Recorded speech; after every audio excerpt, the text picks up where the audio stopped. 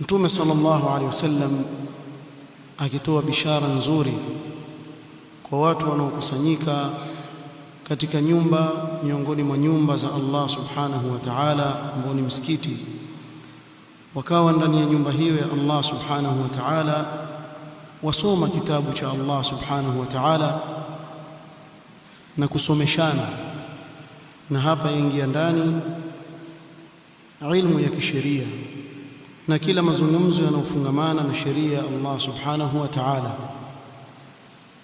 Fadla ya vikao kama hivi, illa nazalat alayhimus sakina, hushuka utulivu, na ni jambo ambalo kila mmoja wetu alihisi katika nafsi yake, ule utulivu anaopata katika kukaa kwenye vikao kama hivi. Wa ghashiyatuhum arrahma, na ufunikwa na rehma za Allah subhanahu wa ta'ala. Wa haffathum almalaika, na malaika huzunguka na kuwazunguka watu wanaokaa katika vikao kama hivi. Na pamoja na kuwa sisi hatuwaoni malaika, lakini twayaamini maneno haya ya Mtume Muhammad sallallahu alaihi wasallam as-sadiqul masduq.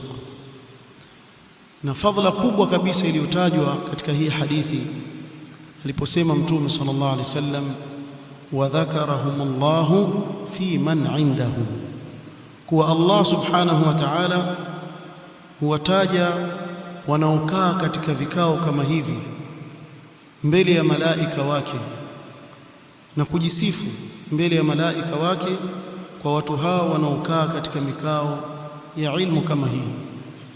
Na sisi tumuomba Allah subhanahu wa ta'ala atujalie katika hao.